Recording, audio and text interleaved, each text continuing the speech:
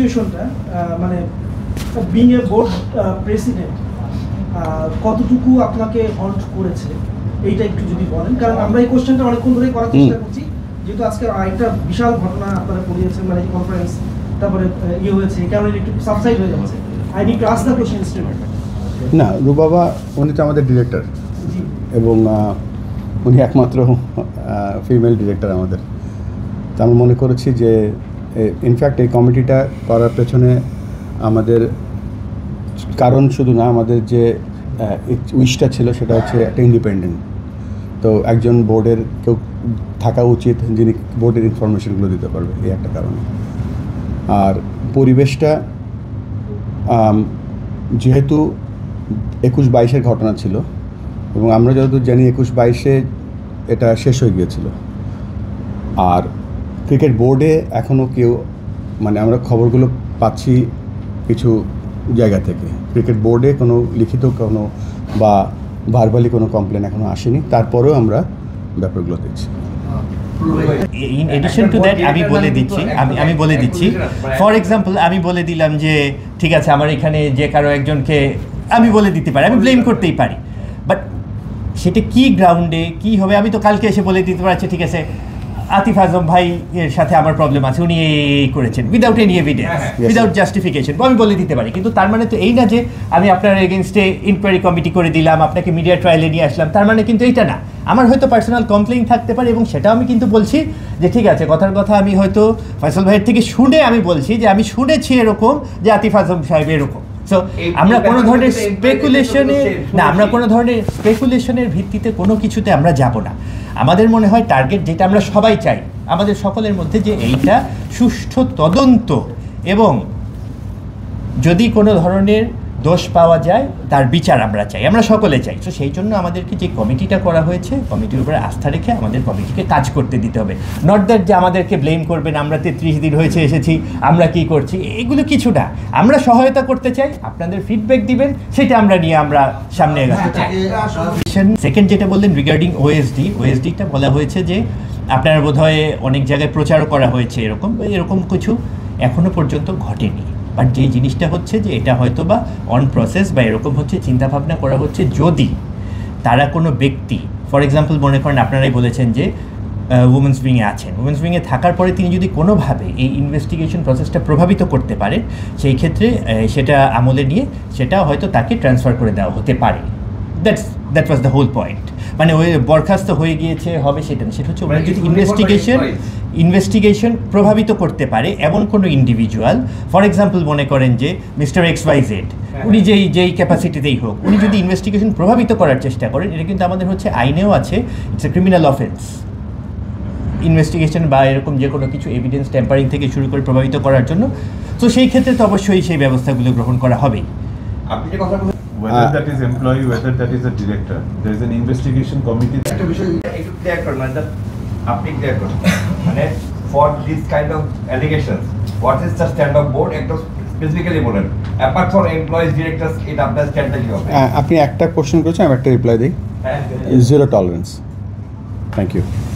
আচ্ছা, একটা ইচ্ছা আছে যেই ক্লাবের, কেন এখানে আমাদের ঢাকা শহরে জায়গা কম, যেই ক্লাবেরই 15 বছরের একটা লিজ নিয়ে আসতে পারবে ক্রিকেট বোর্ডের কাছে, একটা ছোট জায়গা যেখানে একটা ইনডোর করা সম্ভব, বিসিবি এবং সেই ক্লাবের জয়েন্টলি একটা ইনডোর করবে এবং যেটা 8টা হোক 10টা হোক করবে। এই জন্য করবে সেটা ওই ক্লাবও 12 মাস প্র্যাকটিস করতে পারবে, আর আমাদের এজ গ্রুপ যে টিমগুলো আছে সেখানে তারও 12 মাস ট্রেনিং করতে পারবে। সেই ধরনের একটা সিদ্ধান্ত আমরা নিয়েছি। বোর্ডে অন্য কোথাও কাজে না লাগানোর কারণে ওখানে দেওয়া হচ্ছে। উইমেন্স উইংটা আমার কাছে সবসময় অবহেলিত মনে হতো। আপনাদের মনে আছে যেদিন আমি প্রেসিডেন্ট হলাম 7 তারিখে এখানে প্রেস কনফারেন্সে বলেছিলাম যে আমাদের মহিলা ডিরেক্টর নেই, মহিলা উইংসে মহিলা নেই। সো সেটা আমাদের লক্ষ্য শুধু না, আমাদের টার্গেট আছে। এবং যদি আমার বড় করে বলা উচিত না, কনস্টিটিউশন চেঞ্জ করার ক্ষমতা আমার নেই।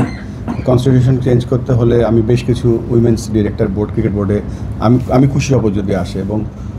এবং আপনারা জানেন যে আমাদের লক্ষ্যর মধ্যেই ছিল যে আমরা যখনই এখন থেকে কোচিং কোর্স করব বা আম্পায়ারিং কোর্স করব, সেখানে জেন্ডার ইকুইটি এক্স্যাক্টলি এই ওয়ার্ডটা ইউজ করেছিলাম, যেন আমরা বেশি বেশি করে আমাদের নিজস্ব ছেলে এবং মেয়ে কোচ বাড়াতে পারি, এটা একটা লক্ষ্য।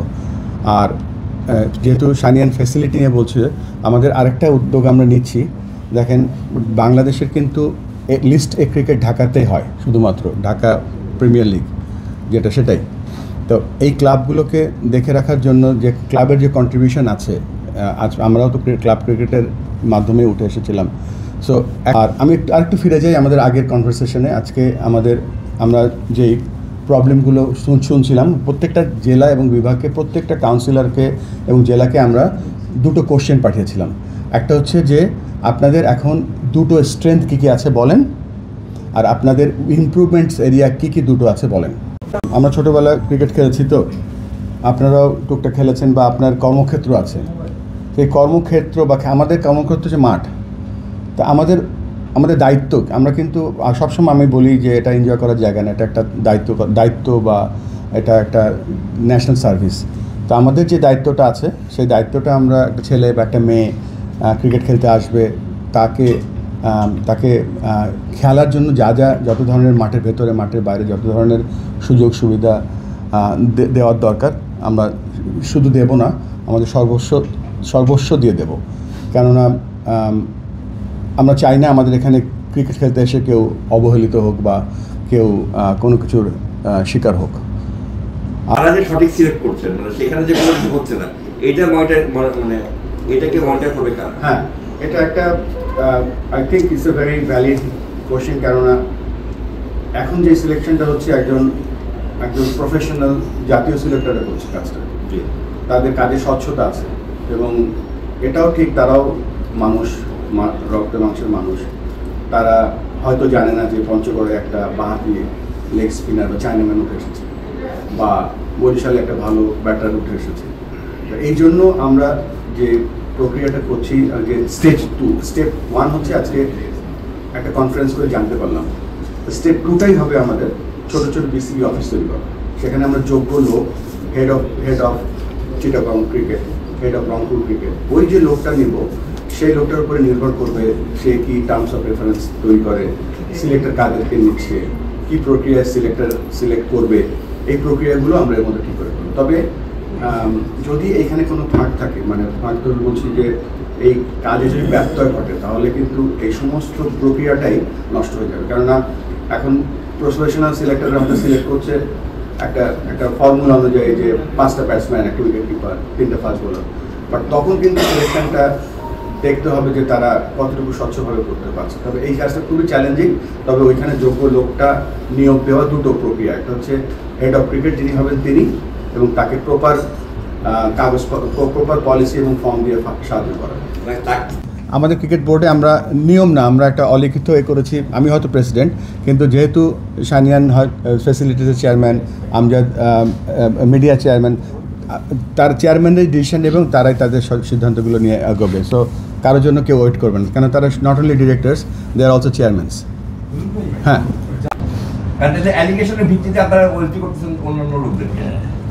না, এটা আমি আপনার বোধহয় কনফিউজ করে ফেলছেন। ফার্স্টে ওনাদের যে কোয়েশ্চেনটা ছিল, যেটা হচ্ছে আমাদের ডাইরেক্টর রুবাবাদুল্লাহর ইনভলভমেন্টটা, আপনার দিন শেষে বোর্ডের একজন রিপ্রেজেন্টেটিভ লাগবে, কারণ হচ্ছে এন্টায়ার প্রসেসটা হচ্ছে আমার ক্রিকেট বোর্ড রিলেটেড।